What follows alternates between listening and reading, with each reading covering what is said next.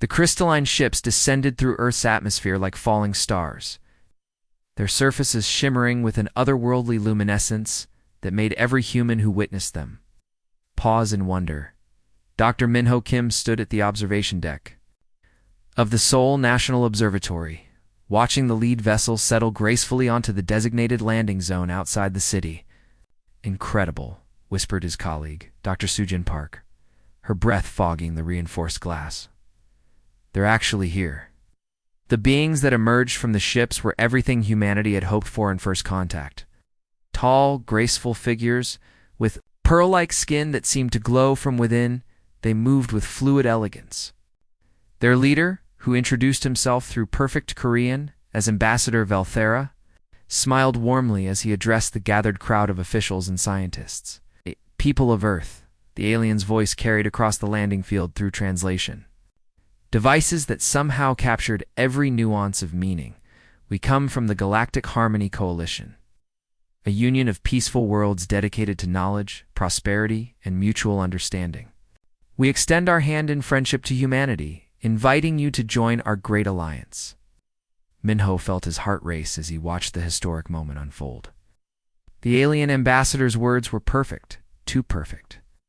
Every syllable was pronounced with flawless Korean grammar, complete with regional accents that matched the local dialect. It was as if the being had studied human language for decades, yet their ships had only been detected 3 days ago. President Choi stepped forward, flanked by military officials and diplomats. His voice carried across the landing field through amplified speakers. "Welcome to Earth, Ambassador Valthera. We are honored by your presence and eager to learn about your peaceful coalition." The alien's smile widened, showing teeth that were perfectly white and strangely uniform. "Your world is beautiful, President Choi. We have traveled far to reach you, guided by signals of your civilization's rapid advancement. The Coalition believes Earth is ready to join our family of worlds." Jujin grabbed Minho's arm, her excitement barely contained. "Did you hear that? They want us to join their coalition. Think about what this means for science, for medicine, for everything." Minho nodded, but something nagged at him. As a biologist, he had spent years studying communication. Patterns in various species. The ambassador's gestures were too smooth, too calculated. Every movement seemed designed to appear friendly and non-threatening. But there was an artificial quality to it. The ceremony continued as the aliens presented gifts to the human delegation, small, glowing devices that they claimed were communication. Translators, medical scanners that could detect diseases before symptoms appeared, and energy cells that could power entire cities without pollution. The crowd gasped in amazement as each gift was demonstrated. "These are tokens of our friendship," Valthara explained. "We wish to share our knowledge with humanity, to help your species reach its full potential among the stars." Camera crews from around the world captured every moment. News anchors spoke in hushed, reverent tones about humanity's first contact with benevolent aliens. Social media exploded with excitement as people shared videos and photos of the crystalline ships. But Minho noticed something that made his scientific instincts prickle. As he watched the aliens through his binoculars, he observed their behavior when they thought no one was looking. Their postures changed subtly, becoming less warm and more clinical. One alien was scanning the crowd with a small device, taking readings that seemed focused on human biology rather than simple observation. "Sujin," he whispered, "look at the alien on the left. See how he's holding that scanner?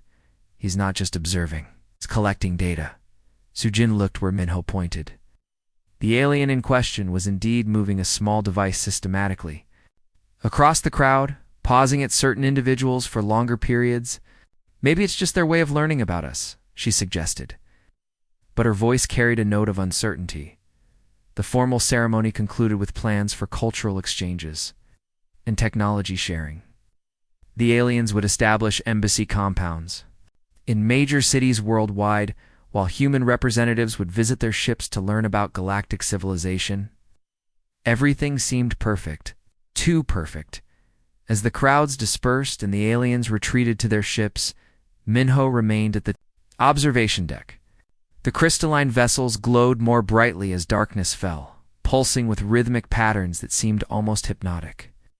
He made a mental note to analyze the light frequencies later. "Dr. Kim," a voice called from behind him. He turned to see Colonel Park Dae-hein, a military intelligence officer he had worked with on previous scientific projects. "I need to speak with you privately." They moved to a secure office within the observatory. Dae-hein's expression was serious, a stark contrast to the celebration happening outside. "I've been monitoring communications since the ships arrived. There are encrypted transmissions coming from their vessels that don't match their public broadcasts." Minho leaned forward. "What kind of transmissions?" "That's what worries me. They're using quantum encryption methods we've never seen before. But our computers detected data patterns that suggest biological information is being transmitted." Detailed biological information.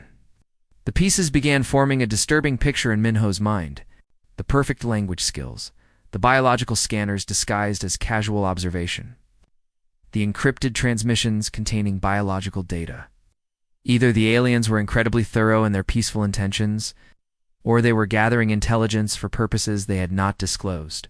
"We need to be very careful," Minho said quietly, "and we need to watch them closely." Outside, the crystalline ships continued their hypnotic pulsing, beautiful and mysterious against the star-filled sky. Humanity celebrated its first contact with alien life, unaware that their visitors might be studying them with purposes far different from the friendship they proclaimed. 3 weeks after the arrival, embassy compounds rose in major cities worldwide. The Zilithians, as they called themselves, integrated seamlessly into human society, participating in cultural events and sharing seemingly beneficial technologies. News networks celebrated daily breakthroughs in medicine, energy, and communication, all gifts from humanity's new cosmic friends. The world had changed rapidly since first contact. Children wore T-shirts with Zilithian symbols. Restaurants served galactic fusion cuisine, and universities offered courses in alien culture. The visitors appeared everywhere, their glowing skin and gentle smiles becoming familiar sights on city streets. But in the countryside, outside Busan, farmer Lee Jae-sung discovered his entire herd of cattle had vanished overnight, leaving behind only strange geometric patterns burned into the earth. The circles were perfect, too perfect to be natural. The grass inside them was completely dead, turned black as if burned by intense heat. Similar incidents occurred worldwide, dismissed by authorities as isolated phenomena. 67 cattle, Jae-sung told the local police officer who came to investigate. All gone. Not a single trace of blood or struggle. Just these marks. He pointed to the burn patterns that covered nearly an acre of his pasture. The officer took photos and filed a report that would disappear into bureaucratic files. "Probably some kind of natural phenomenon," he suggested, without conviction. "Maybe lightning, or underground gas leaks." But Jae-sung had farmed this land for 30 years. He knew every sound, every smell, every natural occurrence. This was something else entirely. The patterns reminded him of the designs he had seen on Zilithian ships, though he kept this observation to himself. Lieutenant Colonel Park Dae-hein, of the Republic of Korea Armed Forces. Cyber Division intercepted encrypted transmissions, emanating from the Zilithian compounds during the night hours. The signals were unlike anything in human technology, pulsing with complex patterns that seemed almost organic in nature. Working alone in his underground monitoring station, Dae-hein watched streams of data flow across his screens. The transmissions occurred precisely at 3:17 a.m. every night, lasting exactly 47 minutes. The patterns were hypnotic, almost musical in their complexity. His computers could not decode them, but they could detect the massive amounts of information being transmitted. "Dr. Kim?" He contacted Minho through secure channels. "Your biological anomalies might be connected to something bigger. These transmissions I'm tracking suggest coordinated activities that don't match their public schedule." Minho had been conducting his own investigation. The medical equipment the Zilithians had provided to hospitals was indeed revolutionary. It's capable of detecting diseases years before symptoms appeared. But hidden within the sophisticated machinery were components. that seemed designed for purposes other than healing. The scanners are doing more than diagnosing patients, Minho explained, during their secret meeting in an abandoned warehouse. They're creating detailed genetic maps of everyone they examine. Blood type, DNA markers, even hereditary weaknesses. It's like they're cataloging our entire species. Daehyans spread printouts of signal analysis across a dusty table. These transmission patterns match the timing of hospital scans. Every time someone gets examined by their medical equipment, data gets transmitted that night. Working together in secret, Minho and Daehyan uncovered a disturbing pattern. The Zalithians' gifts of technology contained microscopic components that seemed designed for surveillance rather than enhancement. How? Medical scanners provided too. Hospitals were mapping human DNA with unprecedented detail. Communication upgrades were creating backdoors into Earth's information networks. The communication devices given to world leaders were the most sophisticated. They could translate any language instantly and provide real-time cultural context. But buried deep in their circuitry were transmitters that recorded every conversation, every meeting, every private moment. "Look at this," Minho said, pointing to a microscopic component under his laboratory microscope. "This isn't part of the translation matrix. It's a biological sensor, designed to detect human pheromones and stress hormones. They're not just listening to what we say. They're monitoring how we feel when we say it." The energy cells powering entire cities were equally compromised, while they provided clean, unlimited power. They also created electromagnetic fields that interfered with human brain activity in subtle ways. People living near the power plants reported increased compliance and reduced critical thinking, though these effects were so gradual that most didn't notice. "They're not just studying us," Daehyan realized as they compiled their evidence. "They're conditioning us. It's making us more docile, more trusting." Meanwhile, reports of missing animals continued to pour in from rural areas worldwide. Entire herds disappeared overnight, leaving behind only geometric burn patterns. Wildlife reserves reported similar incidents, with predators and prey alike vanishing without explanation. Dr. Sujin Park, still working at the observatory, noticed changes in her colleagues who had direct contact with the Zalithians. They seemed more relaxed, more willing to accept the aliens' explanations without question. When she raised concerns about the missing animals, they dismissed her worries with unusual casualness. "You're being paranoid," one colleague told her. "The Zalithians are here to help us. Why would they harm innocent animals?" But Sujin remembered Minho's warnings about biological anomalies.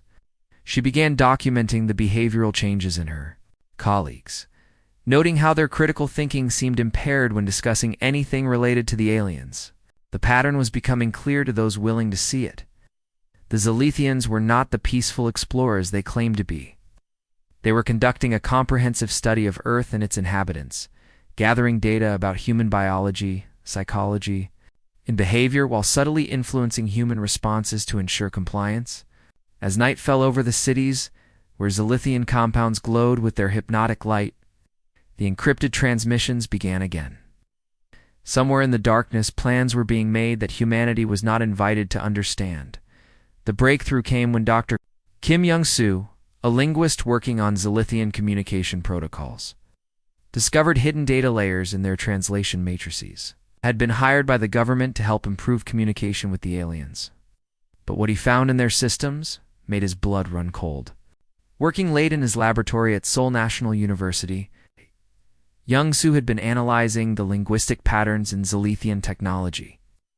The translation devices were incredibly sophisticated, capable of understanding not just words but emotional context and cultural meaning. But as he dug deeper into the code, he found files that were never meant for human eyes. Deep within the code were tactical assessments of Earth's military capabilities, detailed biological profiles of human populations, and most terrifying of all, comparative analyses with dozens of other worlds. Each file was labeled with a different planet name, followed by dates and status reports. Minho Young-soo's voice shook as he shared his findings in a secure underground facility. "They've done this before." These files contain records of integration processes with 47 different species. None of them exist anymore. The documents were written in clinical, emotionless language that made their contents even more horrifying. Planet after planet was listed with detailed reports of their inhabitants, resources, and eventual fate. Terms like biological compatibility, resource extraction efficiency, and population reduction protocols appeared throughout the files. Minho stared at the translated documents spread across the table. "Show me the pattern," he said quietly. Young-Soo pulled up a summary chart he had created. "It's always the same. First, they arrive with promises of peace and advanced technology. They spend weeks or months studying the planet's defenses, biology, and resources. Then they classify the inhabitants as either compatible for integration or obstacles to optimization." The pattern was chillingly consistent across all 47 worlds. Arrival with promises of peace, gradual infiltration and assessment, followed by what the files termed resource optimization and population restructuring. The missing livestock weren't random disappearances, but systematic testing of Earth's ecosystem vulnerabilities. "Look at this report from a planet they call Zarian 7. Young-Soo continued, his hands trembling as he pointed to a specific file. The inhabitants were described as highly intelligent but emotionally driven. The Zilithians tested their biological weapons on the planet's animal life for 6 months before deploying them on the population. The files described how the aliens had introduced diseases that targeted specific genetic markers, eliminating entire populations while preserving useful individuals for what they called workforce integration. The survivors were used as laborers to extract their planet's resources before being disposed of when no longer needed. Intelligence Officer Kim Hae-onwoo had been tracking the aliens' true activities through satellite imagery and discovered the horrifying scope of their operation. Their ships weren't just visiting, they were conducting deep geological surveys, mapping mineral deposits, and analyzing Earth's biosphere with the precision of harvesters planning their next crop. "The main fleet is coming," Hae-onwoo reported to the growing resistance network that had formed in the shadows. "Our analysis suggests we have less than 2 weeks before they arrive. Satellite data shows massive ships approaching from the outer solar system, hidden behind Jupiter's gravitational shadow." The resistance had grown from a small group of suspicious scientists and military officers to a network of hundreds of people worldwide. They met in abandoned buildings, communicated through encrypted channels, and shared information while maintaining the appearance of normal cooperation with the aliens. "But there's something else," Hae-onwoo continued, spreading satellite photos across the table. "Their technology has a critical weakness, so advanced it's become dependent on quantum entanglement networks. If we can disrupt those networks, we might be able to blind them." The discovery came from analyzing the aliens' communication patterns. Their ships, equipment, and even their biological systems were all connected through quantum entanglement, allowing instant communication across vast distances. But this strength was also their weakness. If the network was disrupted, their coordination would collapse. Dr. Soo-jin Park, who had joined the resistance after noticing the behavioral changes in her colleagues, had been studying the psychological effects of prolonged exposure to Zilithian technology. "They're not just collecting data," she reported. "They're actively conditioning human responses. People who spend time near their compounds become more compliant, less likely to question authority. The mind control wasn't complete or permanent, but it was effective enough to compromise many government officials and scientists who had regular contact with the aliens." The resistance realized they were fighting not just an invasion force, but a sophisticated psychological operation designed to make humanity complicit in their own destruction. "We need to warn everyone," Minho said, looking at the evidence they had gathered. "But how do we convince people who are already under their influence?" Young-Soo had been working on that problem and found a way to reverse their translation protocols. "Instead of receiving their transmissions, we can use their own communication network to broadcast the truth. Show everyone what they really are." The plan was dangerous. Broadcasting the truth would reveal the resistance's existence and likely trigger an immediate response from the aliens. But with the main fleet approaching, they were running out of time. As they prepared to expose the Zilithians' true nature, the resistance members knew they were about to start a war for Earth's survival. The aliens had underestimated humanity's ability to see through deception and fight back. But the battle for Earth's freedom was just beginning. The crystalline ships continued to pulse with their hypnotic light, but now the Resistance knew what those signals really meant. They were not beacons of peace, but the countdown to humanity's extinction. The revelation spread like wildfire through encrypted networks as humanity's greatest strength emerged, the ability to adapt and unite when faced with extinction. Citizens, who had celebrated the aliens' arrival, now worked in secret to undermine their operations while maintaining the facade of cooperation. In a small garage in Incheon, mechanic Cho Sang-min had always been curious about how things worked. When the Zalithians provided free energy cells to power his neighborhood, he could not resist taking one apart to see its inner workings. What he found changed everything. "The design is brilliant, but arrogant," Sang-min explained to his contact. In the Resistance network, through a secure video call, his greasy hands held up components that glowed with alien energy. They built safeguards against tampering, but only against civilizations that think in straight lines. They never expected us to approach the problem sideways. Sang-min discovered how to reverse engineer Zalithian power systems. Finding that their technology had built-in vulnerabilities designed to prevent uprising by primitive species, the aliens had programmed their devices to shut down if they detected certain types of modifications, but they had not anticipated human creativity and stubbornness. "They never expected us to understand their engineering," he reported to the Resistance network. "They made their tech foolproof against civilizations that couldn't think outside predetermined patterns. But humans? We break rules for fun." Working 18-hour days in his garage, Sang-min developed ways to modify the energy cells so they would overload on command. The same technology that powered human cities could be turned into weapons against their creators. He shared his discoveries with mechanics and engineers worldwide, creating a network of technical saboteurs. Dr. Lee Hae-jin, a biochemist working at a hospital in Seoul, had noticed strange changes in her patients after the Zalithians introduced their medical improvements. People became more trusting, less likely to question authority, and strangely calm about things that should have worried them. "It's not just psychological," she told her Resistance contact while reviewing test results. In her laboratory, they're adding compounds to our water and food supplies. Chemical agents that alter brain chemistry and make people more compliant. Hae-jin found ways to neutralize the mind-influencing compounds the aliens had been introducing into water supplies and food distribution systems. Working with a team of chemists and medical researchers, she developed antidotes that could be added to drinking water without detection.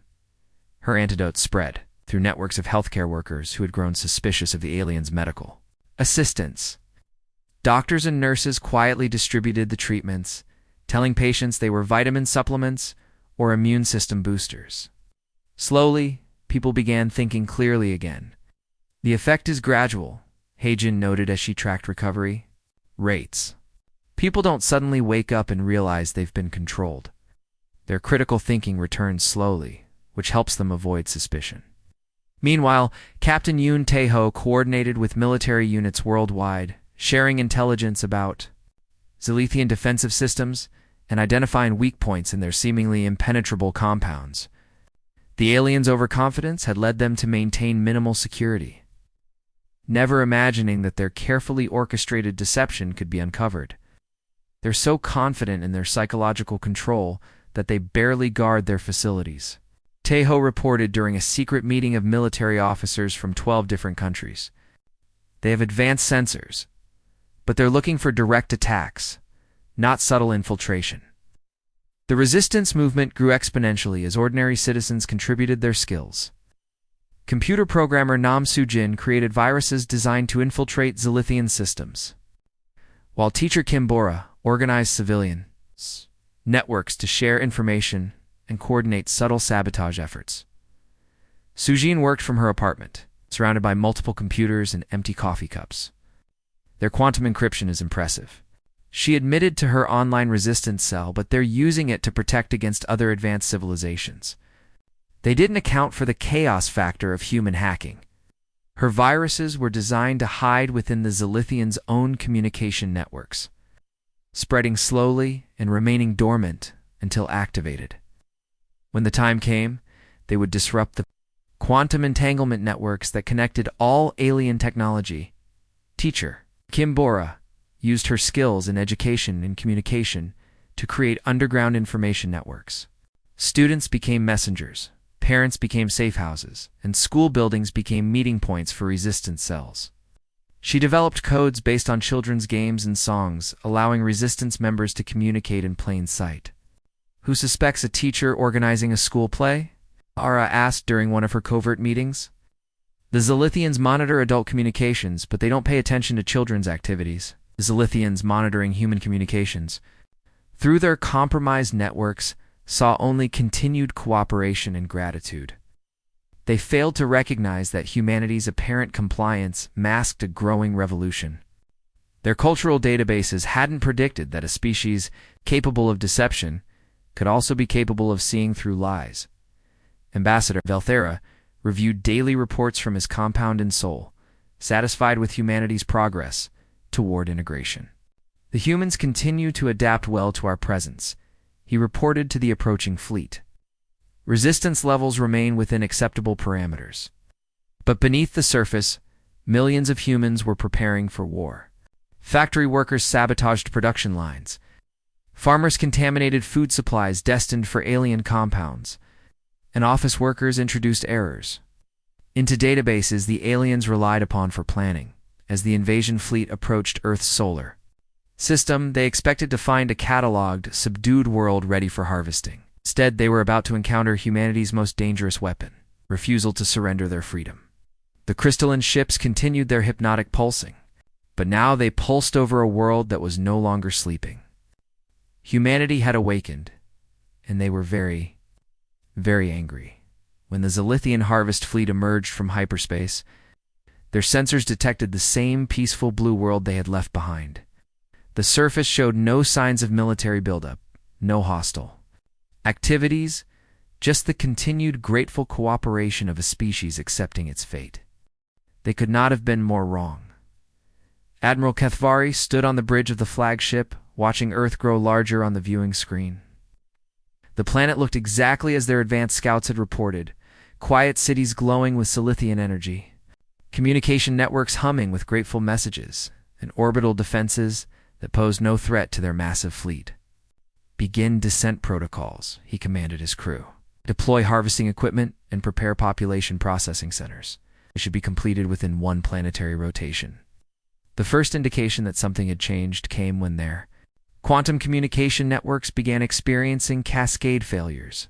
Engineer Cho Sangmin's modifications to their own technology had turned their gifts into weapons, creating feedback loops that disrupted their coordination systems. On Earth's surface, Sangmin sat in his garage surrounded by modified energy, cells each one pulsing with dangerous energy. Now he whispered into his radio, pressing a button that activated thousands of sabotage devices across the planet. The effect was immediate and devastating. Every Zilithian device that had been improved by human engineers suddenly began broadcasting chaotic signals. The aliens' quantum networks, designed for perfect coordination, could not handle the random interference. Their communication systems crashed like dominoes falling in sequence. Fleet Command, came the panicked transmission from the lead ship. We're experiencing system-wide malfunctions. The humans appear to have the message cut off as Earth's satellites, secretly modified over the past weeks, began broadcasting coordinated electromagnetic pulses that exploited the vulnerabilities. Translation matrices. The aliens' advanced systems, dependent on quantum entanglement networks, began collapsing under the assault. Youngsu watched from a hidden bunker as his linguistic viruses spread through the alien fleet's communication systems. Their language is their weakness, he explained to the resistance leaders around him. They depend on perfect translation to coordinate their attacks.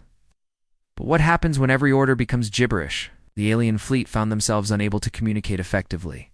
Orders became scrambled. Targeting systems failed to recognize friendly vessels, and navigation computers began providing contradictory information.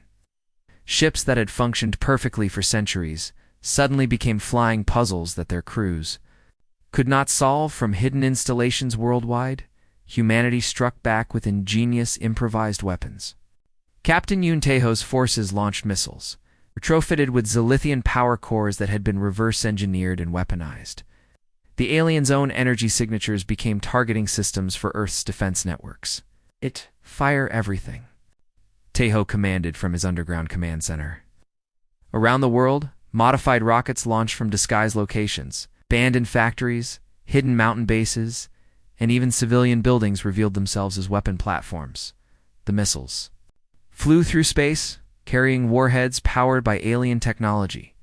The Zilithians' own energy cores, modified by human engineers, created weapons that their defensive systems could not recognize as threats.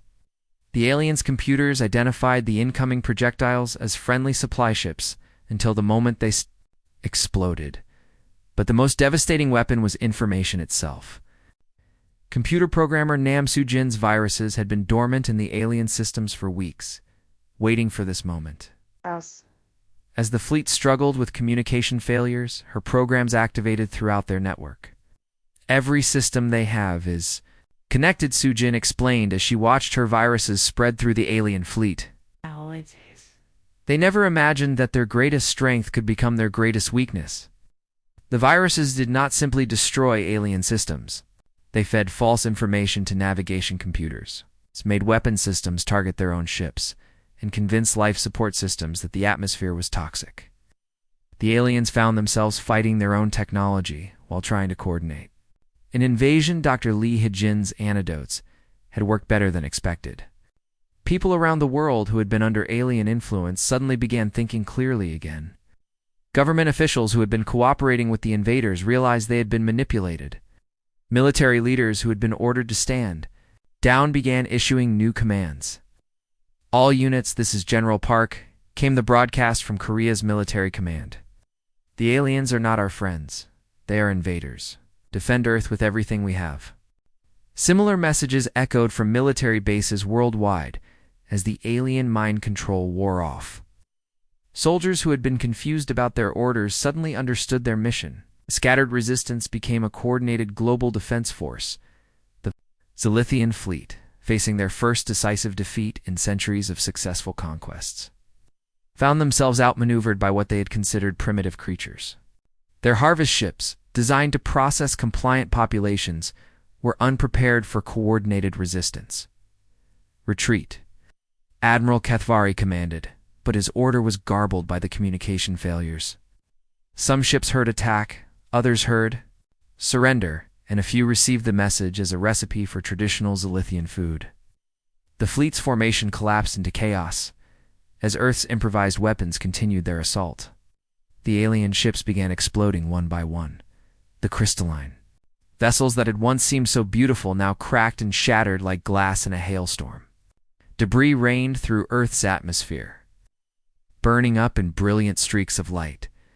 The few surviving ships that managed to coordinate their retreat systems fled toward the edge of the solar system, leaving behind their damaged equipment and their wounded pride. Species they had planned to harvest had turned their own technology against them.